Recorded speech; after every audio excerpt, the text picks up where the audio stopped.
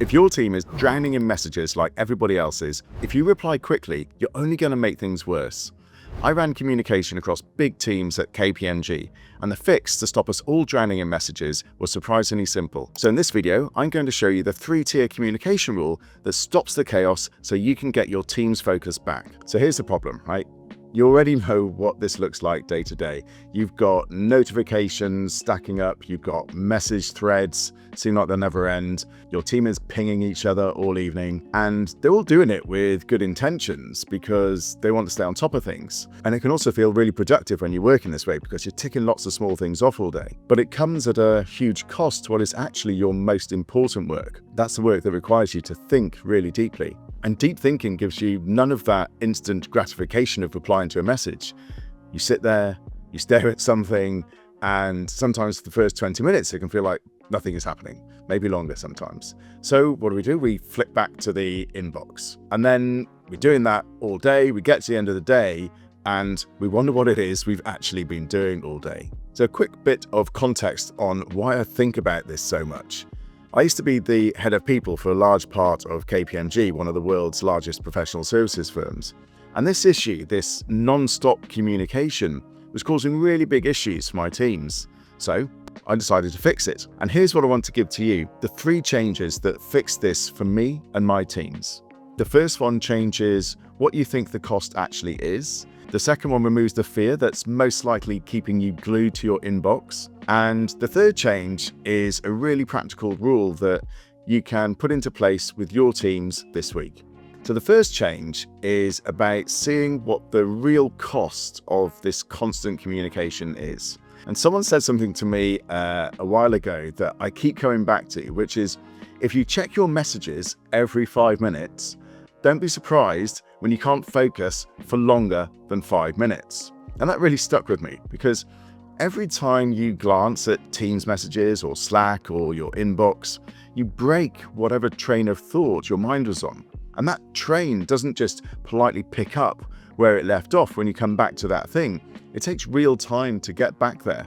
And sometimes you never actually do quite get back there. You get to thinking like, what was I actually doing? So when you're interrupted by messages every few minutes, your brain doesn't actually have the chance to get fully up to speed on the important thing that you've got to do. And there's a reason why your best thinking often shows up in the shower or when no one else is awake.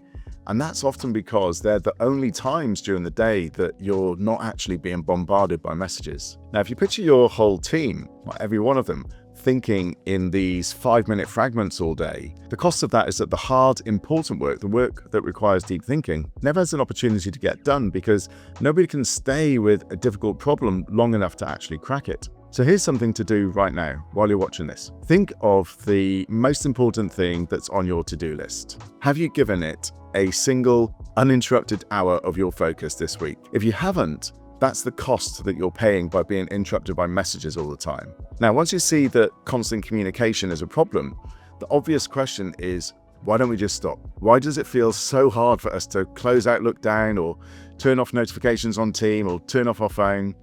And the honest answer for me is, I think, a little embarrassing. Before we get to that second change, a quick aside. If you're finding this helpful, you will love my 3-minute weekly email. It's for successful professionals who are working smarter than their peers. The link's in the description. Okay, so on to the second change, which is all about admitting how little these constant messages and emails actually need you. I only really worked this out by accident. I was on a long international flight for work, a 14-hour flight to Hong Kong.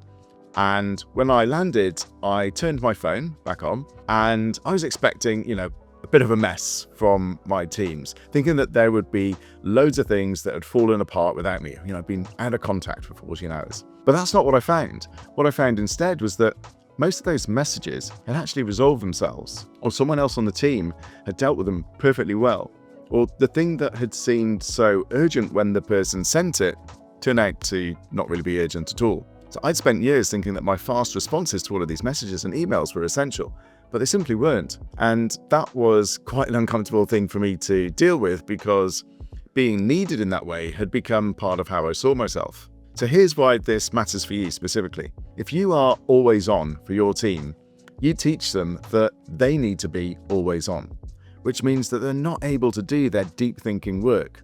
which then actually makes your life harder and results in more messages to resolve the thing that they've done badly. One of the most useful things I did as a leader was to just let some emails and messages sit there on purpose, so that the people around me learned how to deal with not getting an instant response from me. The next time you're properly away from your desk, maybe it's a day off or perhaps just a long meeting, don't apologize for it when you get back. Instead, ask your team what they resolved without you.